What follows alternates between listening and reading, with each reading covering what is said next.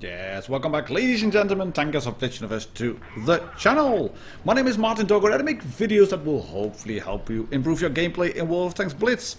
And in this video we'll be looking at the Chieftain T95.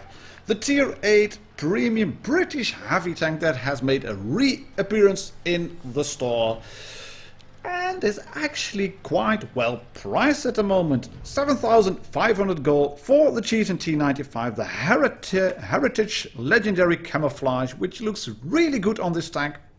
I like camouflages like that. We've got a garage slot, obviously, and a Ferocious Rhino Epic Avatar.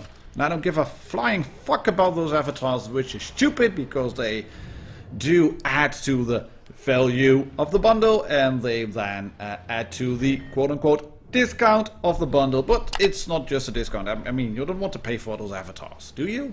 Who pays for avatars?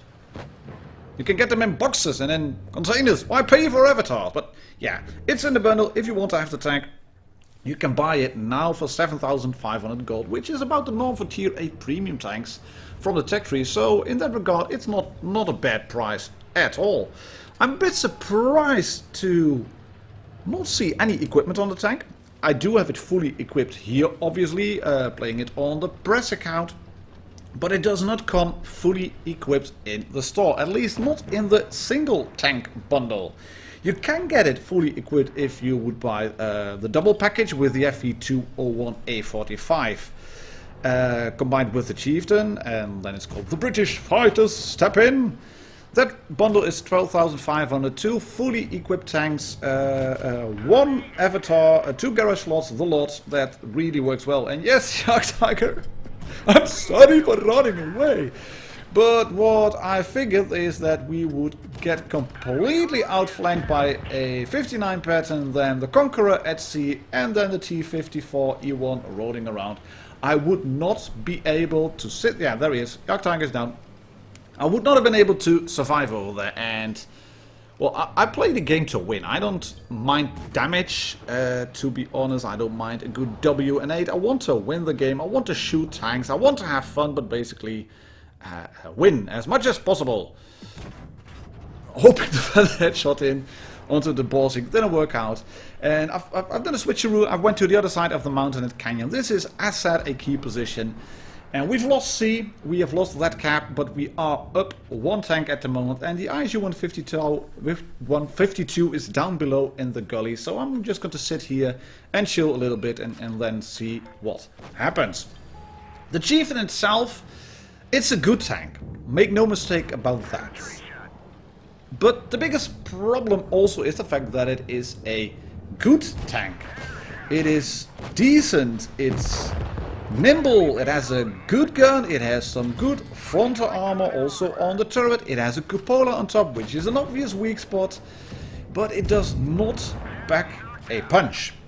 225 damage per shot, at 202 base penetration. You can up that to 212 if you're using the calibrated shells. And if you would switch to your premium ammo, APFSDS, they will get 238 or 250 when using calibrated shells in terms of penetration, which is not a lot, because you will also drop down to 190 in terms of damage. It's typically British. It has a high rate of fire, it has a good accurate gun with good dispersion, with a good aim time, but it just does not pack a punch. And that's a problem with the type of tank that it is, with the meta that it's in, I think, because we have the very much pay-to-win WZ121 GFT still here. And take a look at that. That base XP on top of the tree, on top of the team, so all well and good in that regard, because of nearly 2k spotting assistant damage. But that lowish base XP, 1076, granted me a first class medal in this tank. And I think if you get tanks like this and you get just above 1k for a first class, that is a telltale sign that this is a tank that is not well liked in the community, that is not often played, and that it can be a good tank, but it's also a bit meh. Good, but meh. Like the FV201 I've reviewed as well on the channel. That is also a tank that is, well, maybe a bit in the wrong tier. This, I think, is more of a tier 7/8 tank than a proper tier 8 tank. And yes, there will be players who will do massive games in it, and then they will send it to me and they will say, Martin, you were all wrong about it. It's a glorious example of British engineering, and the gun is epic, and you're playing it all wrong. What are you doing? This is not how you should play the Chieftain. Well, yes. Well, no, yeah, maybe not. Maybe I should play differently. Trying to feather a shot in again on this tank, and that's going to miss. Yes, because he's behind the building, and I missed. And maybe I should play this tank differently. I'm not sure, but could well be. I'm only slightly noob free, but I do know this is not a tank that you can use to go all guns blazing YOLO Rambo mode style. It just doesn't work. And you will get occasional bounces, and like I said, it has a good gun with great muzzle velocity, so you can feather shots in like a boss, and you can perma-track tanks if you have the possibility to shoot them properly. But all in all, I think this tank is in the wrong tier at the moment. Because you have the WZ running about. You have the, at the moment, very much unbalanced and very OP charioteer knocking about. You've got the Smasher to face up against. You have the...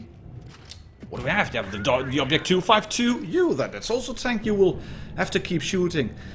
And yes, you can keep shooting him if you are hull down, because that tank doesn't have the gun depression that you have.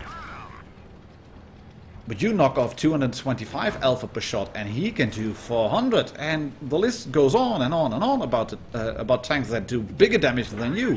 And the game is more about hitting hard, hitting home very quickly. It is about DPM, and the DPM on the tank is just not good. Stock DPM with AP just above 2k. If you are in a tier 8 battle, that's middle of the pack. Of all the tier 8 heavies, it is the highest, but the penetration is really low, and also is your damage per shot. But like I said, the gun depression, 10 degrees, that's the best of all the tier 8 heavies in the game. And I think that will probably be combined with the Carnarvon and with the T32. So yeah. Is it a good tank? Yes, it is a good tank. Is it a recommended tank? I think it's one for the collectors for collection purposes. But I'll leave that decision up to you.